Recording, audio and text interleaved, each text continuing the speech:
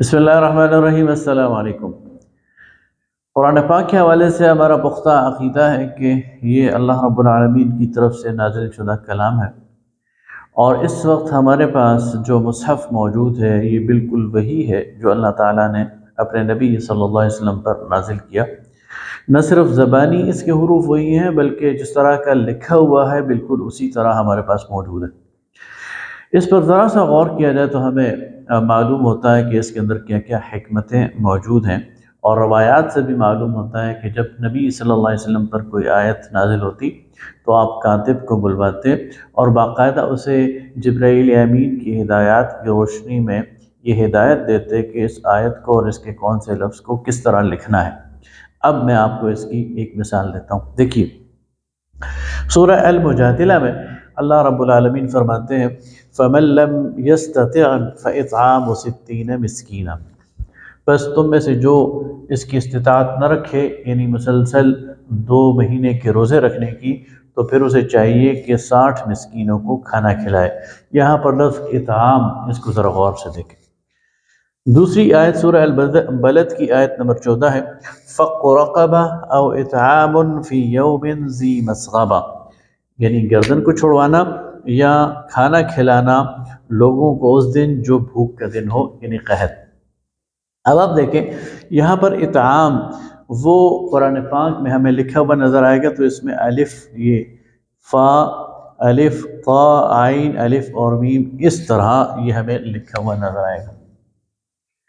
لیکن انٹرسٹنگلی جب ہم سورہ بلد کی طرف جائیں گے تو ہمیں یہ اس طرح لکھا ہوا نظر آئے گا، طا اور عین کے بعد الف، یہ جو یہاں پر ہے یہاں پر ہمیں نظر نہیں آئے گا، یہاں پر صرف ہمیں ایک کھڑی زبر نظر آئے گی۔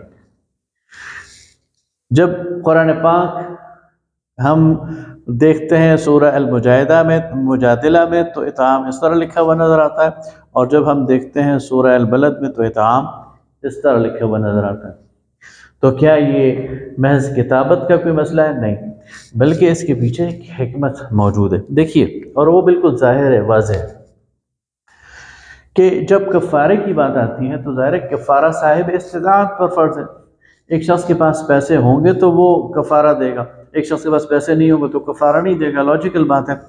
تو یہاں اطعام میں الف اضافہ ہے، لیکن یہاں جہاں بات کی گئی فَقُّ رَقَبَةٍ أَوْ إِطْعَامٌ فِي يَوْمٍ ذِي مَسْغَبَةٍ، یعنی قحط کے موقع پر لوگوں کو کھانا کھلانا، تو قحط کے موقع پر ظاہر ہے کھانے پینے کی چیزوں کی کمی ہوتی ہے، اور جو خرچ کر رہا ہے ضروری نہیں کہ اس کے پاس بھی وافر ہو، لیکن اسے بتایا جا رہا ہے کہ تمہارے پاس اگر ایک روٹی بھی ہے تو آدھی کر کے دوسرے کو کھلا دو اور آدھی پر اپنا گزارا کر لو۔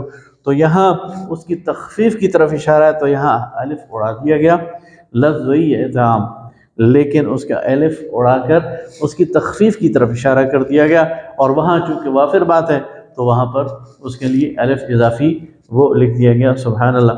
آپ کہہ سکتے ہیں کہ یہ محض اتفاق ہے، چلیں آئے میں آپ کو ایک دوسری مثال دیتا ہوں۔ اب دیکھیے قرآن پاک میں سورہ اعراف میں اللہ تعالیٰ فرماتا ہے ان الذین اتقوا اذا مسهم طائف من الشیطان تذکروا، وہ لوگ جو اللہ سے ڈرتے ہیں جب شیطان کے کوئی گروہ انہیں چھوتا ہے تو انہیں یاد آ جاتا ہے اللہ تعالیٰ کی۔ اب یہی لفظ ایک اور جگہ سورہ القلم میں آتا ہے، اس کی آیت نمبر 19 میں فَطَافَ عَلَيْهَا طَائِفٌ مِّن رَبِّكَ وَهُمْ نَائِمُونَ۔ اب آپ دیکھیں یہاں پر طائف اور یہاں پر طائف لفظ ایک ہی ہے، یہاں پر الف نہیں ہے بلکہ کھڑی زبر ہے، اور یہاں پر الف ہے۔ اب آسانی سے سمجھ آ سکتی ہے، بات لاجیکل ہے کہ یہاں شیطان کا ذکر ہو رہا ہے، اور شیطان غیر محسوس ہے، چھپ کر حملہ کرتا ہے، اور یعنی بڑا کمزور ہے، اس کا قید، اس کا جو مکر ہے وہ بڑا ہی کمزور ہے۔ اس لیے جب اس کی بات ہوئی تو اس کو تخفیف کے ساتھ بیان کر دیا گیا، یہاں الف بیان ہی نہیں ہوا۔ اور جب یہاں اللہ تعالیٰ کے عذاب کی بات آئی فَطَافَ عَلَيْهَا طَائِفٌ مِّن رَبِّكَ، تو اللہ تعالیٰ کا عذاب تو واضح ہے، محسوس ہے، زوراور ہے اور چھا جانے والا ہے، اس لیے وہاں پر الف کو رکھ دیا گیا۔ تو سبحان اللہ کہنے کو جی چاہتا ہے کہ قرآن پاک کے الفاظ بھی اللہ تعالیٰ کے حکم سے جبرائیل امین کی ہدایت پر نبی صلی اللہ علیہ وسلم نے اسی طرح کتابت کروائے۔